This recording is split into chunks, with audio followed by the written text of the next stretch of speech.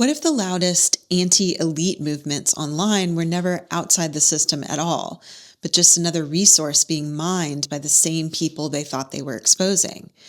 We're watching that possibility snap into focus, because the same documents archive that reveals Jeffrey Epstein's connections to billionaires, politicians, and financiers also shows him intersecting with the infrastructure of the exact counterculture that says it's fighting predatory elites and globalist psyops. He met with the founder of 4chan, the online message board that spawned Pizzagate and QAnon, right at the time the very home board of those conspiracies was launched. He's in consistent contact with Steve Bannon, one of the main architects of a global right-wing populist project, working with him to network potential funders, figures, and political strategies. At the same time, those movements' rank and file see themselves as uniquely authentic. They believe they're the only ones who've pierced the illusion, who really see the trafficking, the corruption, and the psyops. They think they've escaped the system's narrative. But what if that sense of authenticity isn't outside the system? What if it's the core commodity of late-stage capitalism, carefully harvested, packaged, and sold back to us? This angle of the Epstein story is a revealing lens about how authenticity itself has become something to extract, and why that means there may not be any clean outside left, because the most valuable resource in a saturated culture is whatever still feels real. The only true currency in this bankrupt world is what you share with someone else when you're uncool. If you've ever watched a tiny subculture pop up on your feed and then seen it in a Nike ad a month later, you've already witnessed this. The life cycle is almost predictable now. A style, a meme, a discourse starts in a small, semi-obscure pocket of the internet, and it feels local, intimate, and self-defined. It carries all the little signals, language, references, aesthetics that mark it as ours instead of theirs. And then the platforms do what they're built to do. They surface it. They algorithmically amplify it, they cluster it and bucket it and turn it into metrics, watch time, engagement rates, demographic slices. And suddenly this weird little thing is viral. And once it's a viral trend, it's legible, not just to recommendation systems, but to marketers and PR teams and even political campaigns. Subculture barely has time to solidify before it's being sold back to its own members as an aesthetic, a product, or talking points. And everyone is invited to be real as long as that realness feeds the same circuits of visibility and extraction. Subcultures are now born under algorithmic surveillance and instantly transformed into inventory, something to be measured, branded, and resold. The Epstein documents reveal how this is even true for spaces that look like the opposite of marketable culture, namely anonymous message boards full of slurs, offensive memes, and paranoid research, haunted by people who feel left behind by globalization, betrayed by institutions, and alienated from mainstream media. The whole thing feels deliberately ugly, deliberately outside. But structurally, it's doing the same thing every authentic scene does, producing a strong sense of insider status. The more outrageous or taboo the content, the more it feels like a special access pass to a reality behind the simulation. QAnon, for example, positioned itself explicitly as the only movement brave enough to expose a hidden network of predatory elites. Its followers spent hours doing research and parsing drops and building elaborate connective diagrams.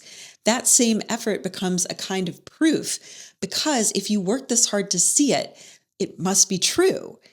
From the inside, this feels like spontaneous bottom-up resistance. But with this latest document drop, it's clear that the terminally online outsider ecosystem was not invisible to elite eyes. It was very much on their radar and of interest. The point is not that there's one master puppet master. It's that the wall between the system and the counter system is far more porous than the mythology allows. And it almost doesn't matter what you believe as long as it's intense, repeatable, and trackable. Movements like QAnon or Pizzagate produce attention that can be redirected towards specific enemies or candidates, a pool of volunteers willing to campaign, harass, dox, or even show up in person for free, and a legitimizing story for those who are extracting this energy because they're just responding to the people's authentic desires. Participants experience this as a discovery process, while political and brand strategists experience it as a targeting opportunity. Even when a movement feels deeply authentic from the inside, it can function from above as a highly efficient extraction mechanism for attention and political energy. On one side, you have corporations packaging authenticity as lifestyle, the right sneakers, the right diversity ad, the right raw influencer content. On another side, you have extremist and conspiracist networks packaging authenticity as revelation, secret knowledge, forbidden truths, red pills. And both sides run on the same infrastructure, which are platforms that are tuned for engagement and data brokers carving up audiences and algorithmic feeds that sort you into ever tighter niches. So what looks like a war of ideas is often a struggle over who gets to monetize and direct your sense that something is deeply wrong. The fantasy of the online right is that they've broken out, that their boards and channels are ungovernable and uncontrollable and free. The fantasy of mainstream culture is that it's neutral, centrist, and reasonable. Neither is true. Both are deeply structured by the same economic and technological logic. In that world, what we call counterculture often functions as a managed volatility zone, which is in fact similar to the poll message board on 4chan that started this whole thing. A place where dissent can flare up and create a lot of spectacle and data, and then be channeled into outcomes that don't threaten the underlying arrangements of power and ownership. When authenticity is fully captured by the same systems that commodify everything else, the difference between inside and outside starts to look more like a branding distinction than a structural one. So if authenticity itself is captured, what would it even mean to build something that isn't instantly fed back into the machine? One answer is about targets. As long as anger is directed at symbolic enemies, so shadowy cabals and vague globalists and culture war proxies, it's easy to redirect it.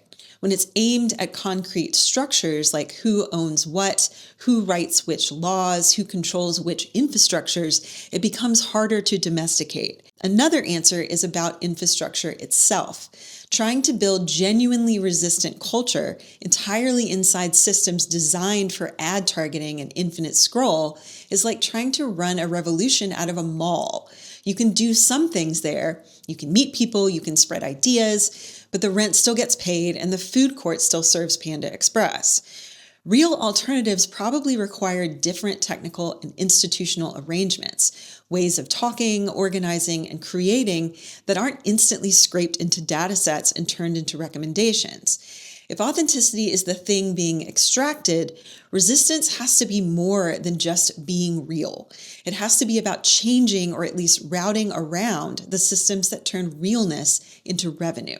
When you see countercultural names show up in actual files about elite abuse, global finance, social platforms, and anti-elite movements, it's tempting to ask, is this all just one giant psyop?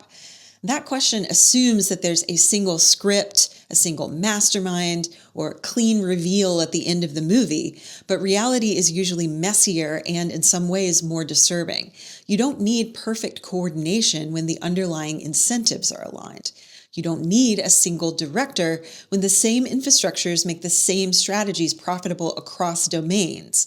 What we're looking at is likely not one coherent plot. It's something more systemic, a world where any new breakout reservoir of intensity or meaning is quickly identified, measured, and tapped.